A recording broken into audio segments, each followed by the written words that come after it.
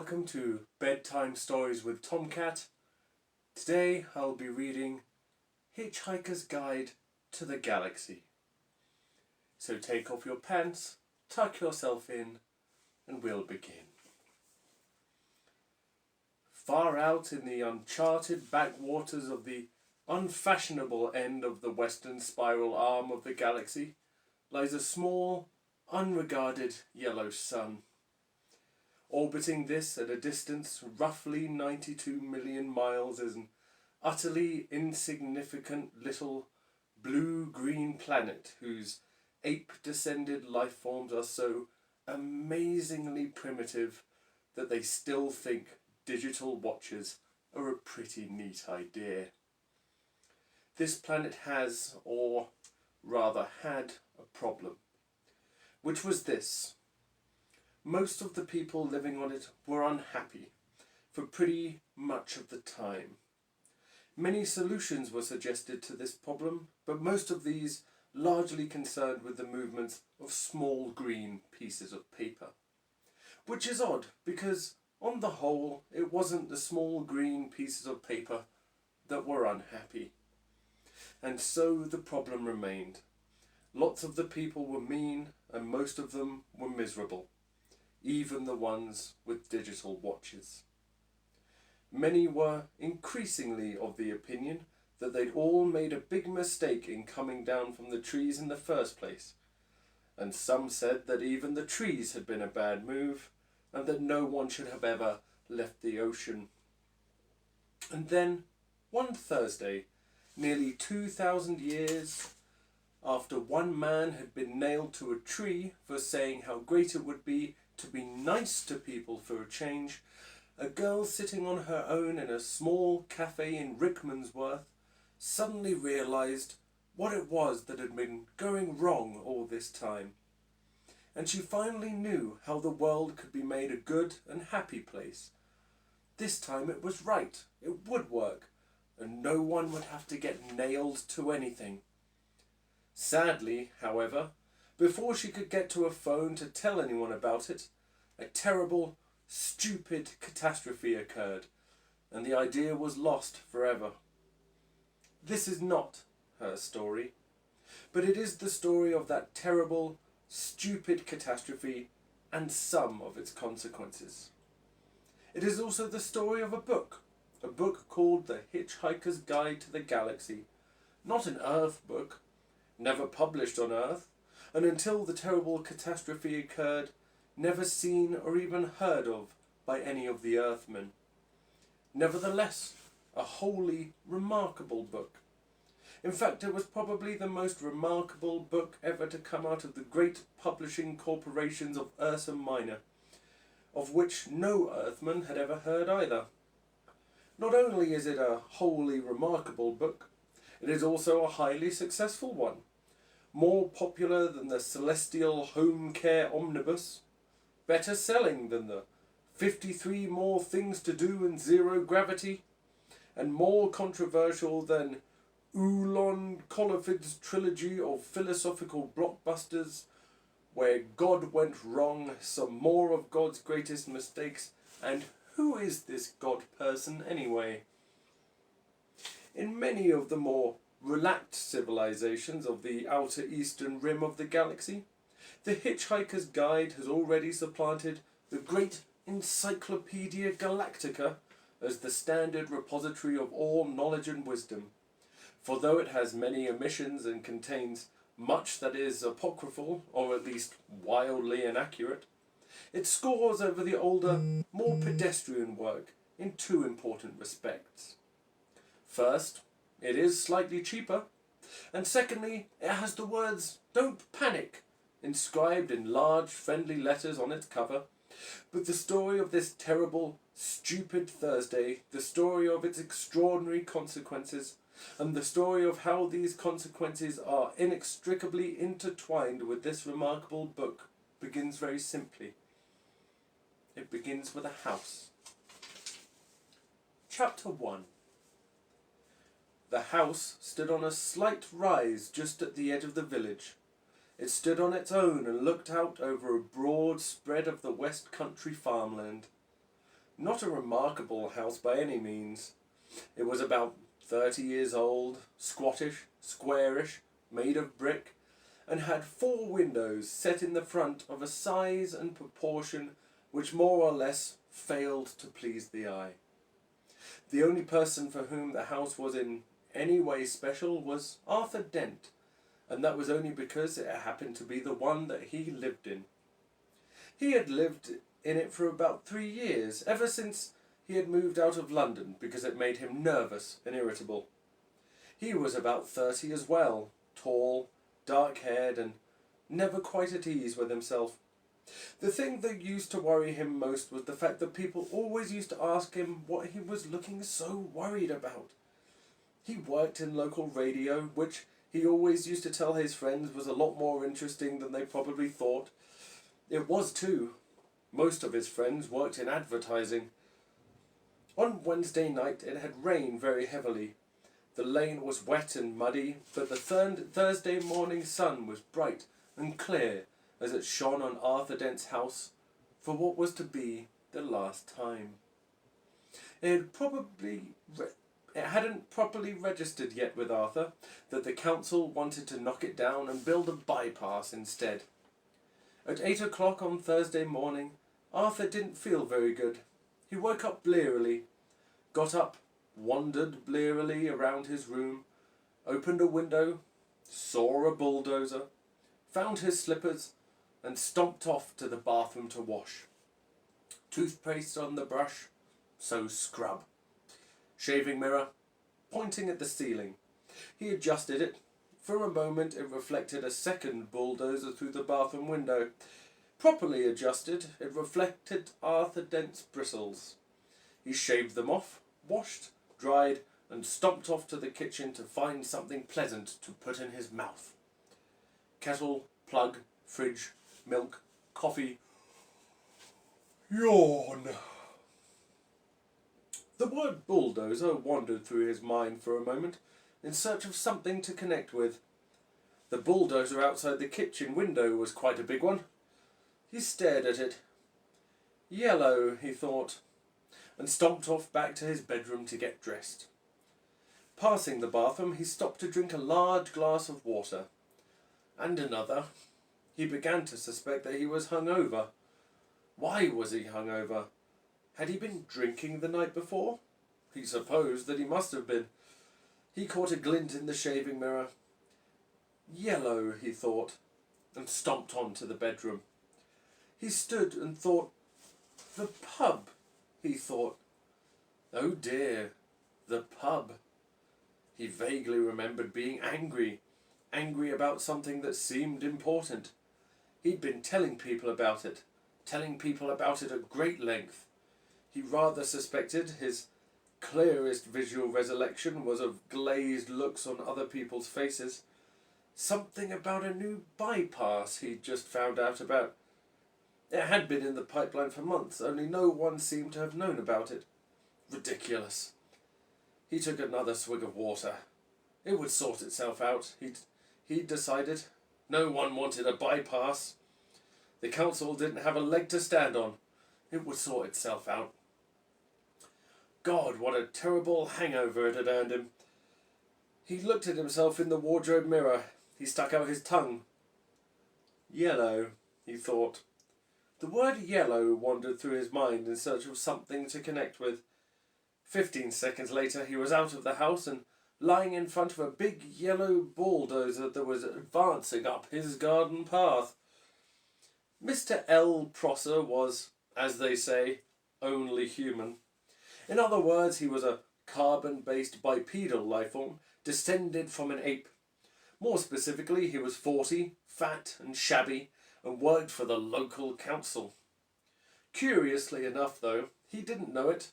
He was also a direct male line descendant of Genghis Khan, though intervening generations and racial mixing had so juggled his genes that he had no discernible mongoloid characteristics, and the only vestiges left in Mr. L. Prosser of his mighty ancestry were a pronounced stoutness about the tum and a predilection for little fur hats. He was by no means a great warrior. In fact, he was a nervous, worried man. Today he was particularly nervous and worried because something had gone seriously wrong with his job, which was to see that Arthur Dent's house got cleared out of the way before the day was out. "Come off it, Mr. Dent," he said. "You can't win. You know, you can't lie in front of the bulldozer indefinitely." He tried to make his eyes blaze fiercely, but they just wouldn't do it. Arthur lay in the mud and squelched at him. "I'm game," he said. "We'll see who rusts first." "I'm afraid you're going to have to accept it," said Mr. Prosser, gripping his fur hat and rolling it round the top of his head. "This bypass has got to be built, and it's going to be built." "First I've heard of it," said Arthur. "Why's it got to be built?" Mr. Prosser shook his finger at him for a bit, then stopped and put it away again. "What do you mean? Why's it got to be built?" he said. "It's a bypass. You've got to build bypasses." Bypasses are devices which allow some people to dash from point A to point B very fast, whilst other people dash from point B to point A very fast. People living at point C, being a point directly in between, are often given to wonder what's so great about point A that so many people from point B are so keen to get there. And what's so great about point B that so many people from point A are so keen to get there? They often wish that people would just once and for all work out where the hell they want to be. Mr. Prosser wanted to be at point D. Point D wasn't anywhere in particular. It was just any convenient point a very long way from points A, B and C. He would have a nice little cottage at point B, with axes over the door, and spend a pleasant amount of time at point E, which would be the nearest pub to point D. His wife, of course, wanted climbing roses, but he wanted axes. He didn't know why. He just liked axes. He flushed hotly under the derisive grins of the bulldozer drivers. He shifted his weight from foot to foot, but it was equally uncomfortable on each. Obviously somebody had been appallingly incompetent, and he hoped to God it wasn't him. Mr. Prosser said, "You were quite entitled to make any suggestions or protests at the appropriate time, you know." "Appropriate time?" hooted Arthur. "Appropriate time? The first I knew about it was when a workman arrived at my home yesterday. I asked him if he'd come to clean the windows, and he said no, he'd come to demolish the house. He didn't tell me straight away, of course. Oh no. First he wiped a couple of windows and charged me $5. Then he told me." "But, Mr. Dent, the plans have been available in the local planning office for the last 9 months." "Oh yes, well as soon as I heard I went straight round to see them. Yesterday afternoon. You hadn't exactly gone out of your way to call attention to them, had you? I mean, like actually telling anybody or anything?" "But the plans were on display." "On display? I eventually had to go down to the cellar to find them." "That's the display department." "With a torch." "Ah well, the lights had probably gone out." "So had the stairs." "But look, you found the notice, didn't you?" "Yes," said Arthur. "Yes, I did. It was on display in the bottom of a locked filing cabinet stuck in a disused lavatory, with a sign on the door saying, 'Beware of the leopard.'" A cloud passed overhead.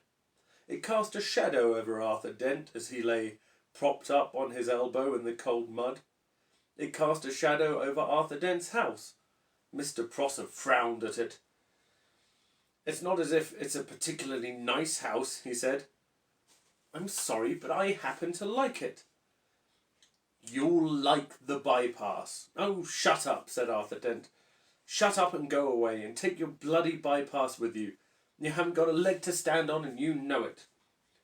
Mr. Prosser's mouth opened and closed a couple of times, whilst his mind was, for a moment, filled with inexplicable but terribly attractive visions of Arthur Dent's house being consumed with fire, and Arthur himself running screaming from the blazing ruin with at least 3 hefty spears protruding from his back. Mr. Prosser was often bothered with visions like these, and they made him feel very nervous.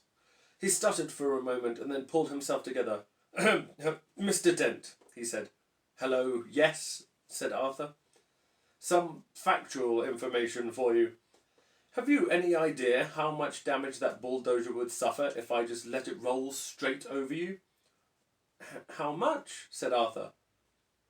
"None at all," said Mr. Prosser, and stormed nervously off, wondering why his brain was filled with 1,000 hairy horsemen all shouting at him. By a curious coincidence, none at all is exactly how much suspicion the ape-descendant Arthur had that one of his closest friends was not descended from an ape, but was in fact from a small planet somewhere in the vicinity of Betelgeuse, and not from Guildford as he usually claimed. Arthur Dent had never, ever suspected this. This friend of his had first arrived on the planet Earth some 15 Earth years previously, and he had worked hard to blend himself into Earth society, with, it must be said, some success. For instance, he had spent those 40 years pretending to be an out-of-work actor, which was plausible enough. He had made one careless blunder, though, because he had skimped a bit on his preparatory research. The information he had gathered had led him to choose the name Ford Prefect as being nicely inconspicuous. He was not conspicuously tall, his features were striking but not conspicuously handsome. His hair was wiry and gingerish and brushed backwards from the temples. His skin seemed to be pulled backwards from the nose. There was something very slightly odd about him, but it was difficult to say what it was. Perhaps it was his eyes didn't seem to blink often enough, and when you talked to him for any length of time, your eyes began involuntarily to water on his behalf. Perhaps it was that he smiled slightly too broadly and gave people the unnerving impression that he was about to go for their neck. He struck most of his friends that he had made on Earth as an eccentric but a harmless one, an unruly boozer with some oddish habits. For instance, he would often gate-crash university parties, get badly drunk and start making fun of any astrophysicists he could find until he got thrown out. Sometimes he would get seized with oddly distracted moods and stare into the sky as if hypnotized until someone asked him what he was doing. Then he would start guiltily for a moment, relax and grin. "Oh, just looking for flying saucers," he would joke, and everyone would laugh and ask him what sort of flying saucers he was looking for. "Green ones," he would reply, with a wicked grin, laugh wildly for a moment, and then suddenly lunge for the nearest bar and buy an enormous round of drinks. Evenings like this usually ended badly. Ford would get out of his skull on whiskey, huddle into a corner with some girl and explain to her in slurred phrases that honestly the colour of the flying saucers didn't matter that much really. Thereafter, staggering semi-paralytic down the night streets, he would often ask passing policemen if they knew the way to Betelgeuse. The policeman would usually say something like, "Don't you think it's about time you went off home, sir?" "I'm trying to, baby. I'm trying to," is what Ford invariably replied on these occasions. In fact, what he was really looking for was, when he stared distractedly into the sky, was any kind of flying saucer at all. The reason he said green was that green was the traditional space livery of the Betelgeuse trading scouts.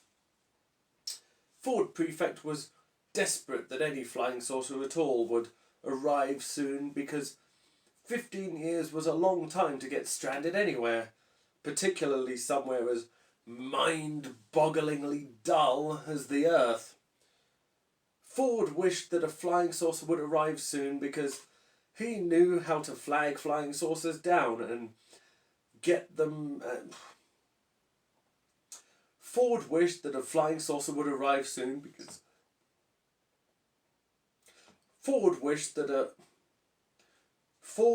a flying saucer would arrive soon because he knew how to flag flying saucers down and get lifts from them. He knew how to see the marvels of the universe for less than $30 Altarian a day. In fact, Ford Prefect was a roving researcher for that wholly remarkable book, The Hitchhiker's Guide to the Galaxy.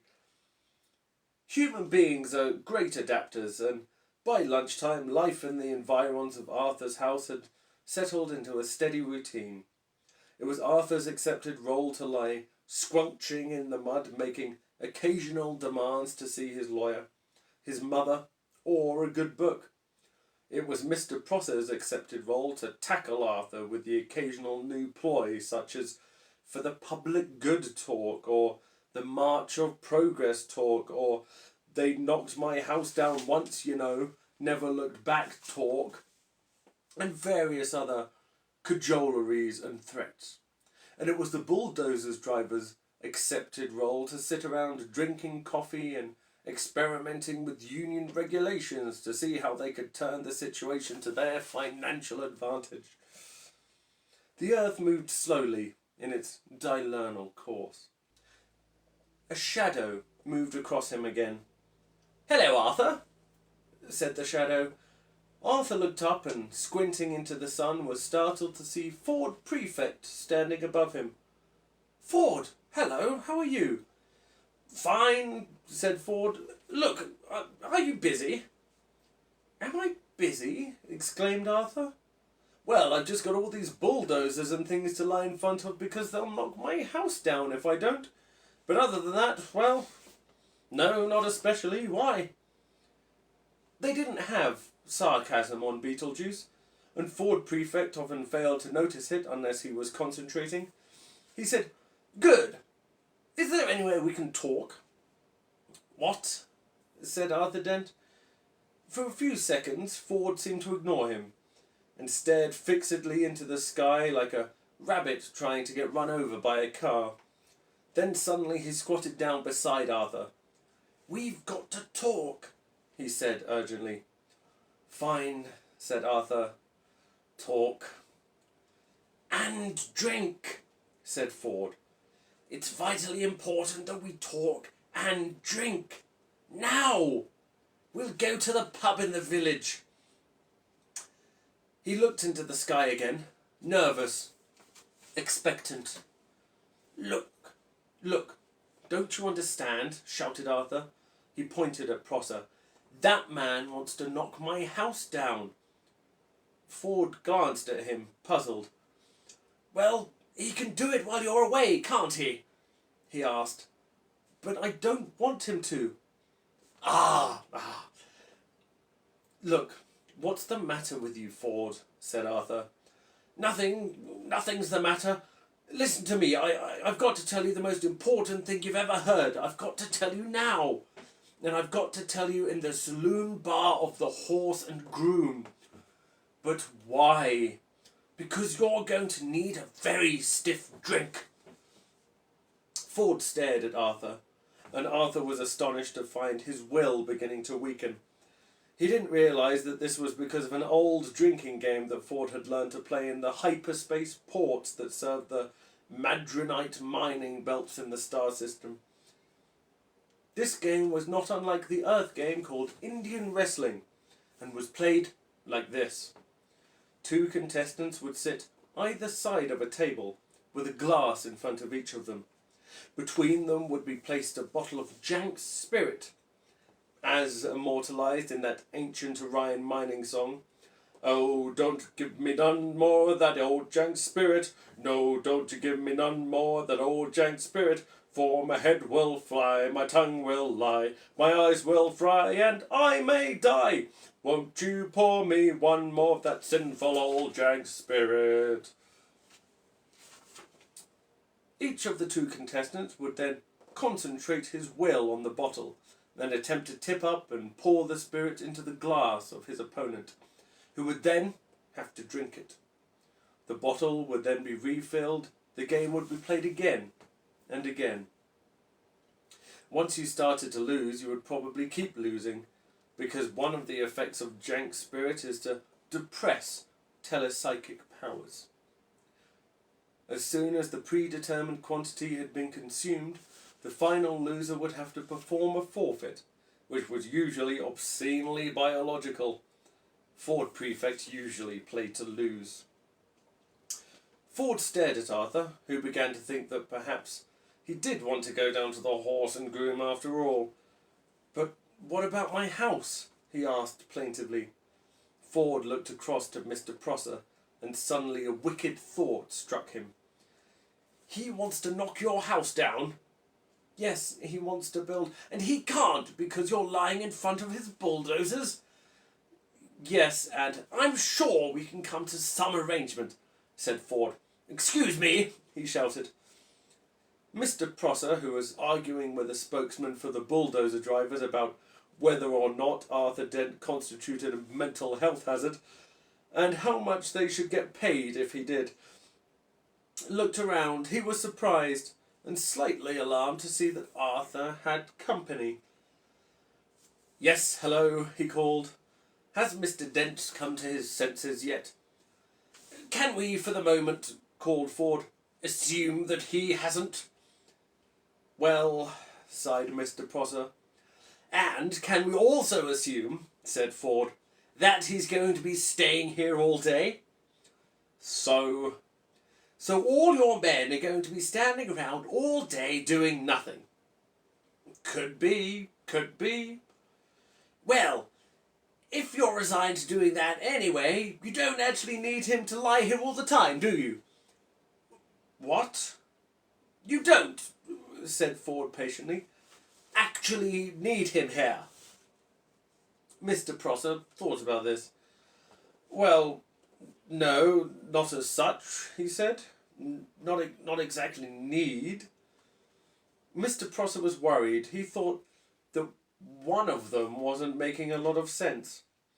Ford said, so if you just like to take it as read that he's actually here, then he and I could slip off down to the pub for half an hour. How does that sound? Mr. Prosser thought it sounded pretty potty. That sounds perfectly reasonable, he said in a reassuring tone of voice, wondering who he was trying to reassure. And if you want to pop off for a quick one yourself later on, said Ford, we can always cover for you in return. Thank you very much, said Mr. Prosser, who no longer knew how to play this at all. Thank you very much. Yes, that's very kind. He frowned, then smiled, then tried to do both at once. Failed, grasped half of his fur hat and rolled it fitfully around the top of his head. He could only assume that he had just one. So, continued Ford Prefect, if you would like to come over here and lie down. What? Said Mr. Prosser. Ah, I'm sorry, said Ford. Perhaps I hadn't made myself fully clear. Somebody's got to lie in front of the bulldozers, haven't they? Or there won't be anything to stop them driving into Mr. Dent's house, will there? What? Said Mr. Prosser again. It's very simple, said Ford. My client, Mr. Dent, says that he will stop lying there in the mud on the sole condition that you come and take over from him. What are you talking about? Said Arthur, but Ford nudged him with his shoe to be quiet. You want me, said Prosser, spelling out his new thought to himself, to come and lie there? Yes. In front of the bulldozer? Yes. Instead of Mr. Dent? Yes. in the mud. In, as you say, the mud. As soon as Mr. Prosser realised that he was substantially the loser after all, it was as if a weight lifted off his shoulders, that this was more like the world as he knew it. He sighed, "In return for which, you will take Mr. Dent with you down to the pub." "That's it," said Ford. "That's it exactly." Mr. Prosser took a few nervous steps forward and stopped. "Promise?" he said. "Promise," said Ford. He turned to Arthur. "Come on," he said to him. "Get up and let the man lie down." Arthur stood up, feeling as if he was in a dream. Ford beckoned to Prosser, who, sadly, awkwardly, sat down in the mud. He felt that his whole life was some kind of dream, and he sometimes wondered whose it was and whether they were enjoying it. The mud folded itself round his bottom and his arms and oozed into his shoes. Ford looked at him severely. "And no sneaky knocking Mr. Dent's house while he's away, all right?" he said. "The mere thought," growled Mr. Prosser, "hadn't even begun to speculate." He continued, setting himself back, "about the merest possibility of crossing my mind." He saw the bulldozer drivers' union representative approaching and let his head sink back and closed his eyes. He was trying to marshal his arguments for proving that he did not now constitute a mental health hazard himself. He was far from certain about this. His mind seemed to be full of noise, horses, smoke, and the stench of blood. This always happened when he felt miserable or put upon, and he had never been able to explain it to himself. In a high dimension of which we know nothing, the mighty Khan bellowed with rage, but Mr. Prosser only trembled slightly and whimpered. He began to feel little pricks of water behind his eyelids. Bureaucratic cock-ups, angry men lying in the mud, indecipherable strangers handing out inexplicable humiliations, and an unidentified army of horsemen laughing at him in his head. What a day! Ford Prefect knew that it didn't matter a pair of dingoes' kidneys whether Arthur Dent's house got knocked down or not now. Arthur remained very worried. "But can we trust him?" he said. "Myself, I'd trust him to the end of the earth," said Ford. "Oh yes," said Arthur. "And how far's that?" "About 12 minutes away," said Ford. "Come on, I need a drink."